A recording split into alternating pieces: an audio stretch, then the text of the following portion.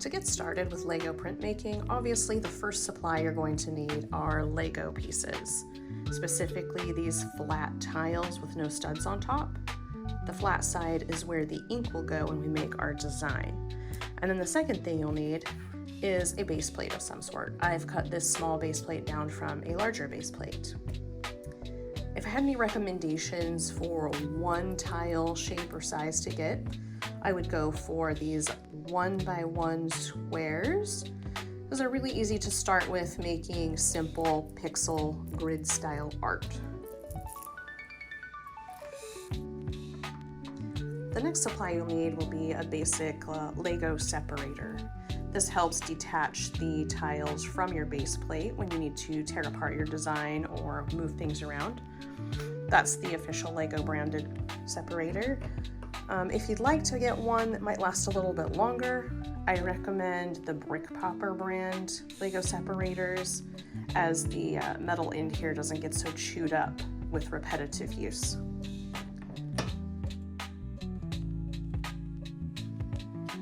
The next supply you're going to need is some kind of an ink to make your design, and I recommend the VersaFine Clair ink pads. They're an oil-based pigment ink. They dry very quickly, very little mess overall. They're easy to clean up with soap and water. I really like the tall pad on these. It makes it very easy to apply the ink to the tops of the bricks. Comes in a variety of colors, and VersaFine Clair also makes re-inkers. So once the pads get a little bit dry, you can easily re-ink and reuse them. So that's a cost saver.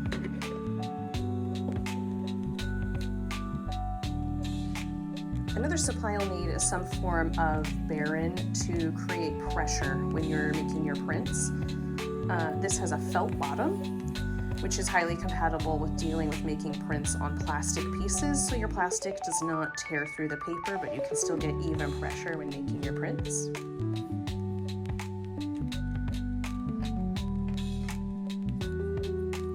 I also recommend having tape, like masking tape or washi tape, so that you can secure your plates or paper down when you're making your prints.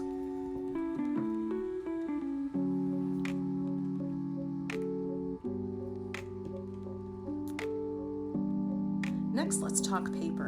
The first paper supply I recommend is actually graph paper, not for the printmaking process specifically, but for laying out your design. If you'll notice that the Lego base plates are on a grid, just like graph paper. So you can draw your design ahead of time to plan what you're going to build on top of your base plate. For printmaking, to start with, I actually recommend computer printer paper. Just basic white paper, anywhere from 20 to 32 pound copy paper. This one specifically is HP's all-in-one 22 pound paper. The reason I recommend this is the ink transfers very well. It's also very inexpensive. You can practice over and over and not really feel guilty that you're going to waste a lot of paper. Another fun option when we're discussing paper is colored paper. Sorry about the glare here. This is Astro Brights. This is a 24 pound paper. Also, it takes ink very well from the stamp inks, and it comes in a ton of different colors. So if you don't want to invest in ink right away, like maybe you want to stick to like one color, this is a nice way to get a variety of color without spending the money on your inks. If you want a slightly more elevated paper than the traditional copy paper, there's this 32 pound printer paper. It's very smooth and quite a bit thicker in appearance than traditional copy paper. You probably can't see it as well here. It's not as thick as cardstock, but it holds ink very nice and has a more finished look. Some even nicer papers that I can recommend are this Japanese copy paper made by, I believe it's called Oneo. I'm probably saying that wrong, so maybe someone can correct me. Here's an example of a print made on that paper. See, it's got some little fibers in it. Again, it's a Japanese copy paper. You can buy it online for really inexpensive, and it's a nice way to elevate your designs. I also recommend Yasutomo's Asagami paper. Here's a couple of samples I printed several weeks ago now on the same bird design.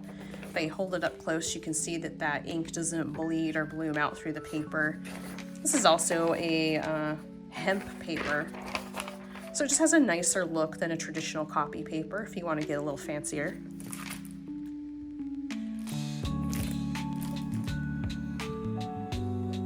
Another economical paper option I have to share is the Sketch Paper Pad by Yasutomo. And it's also got a nice elevated look when you print on it. Just a little bit nicer than a regular copy paper. It has a nice texture to it. It's a little messy there.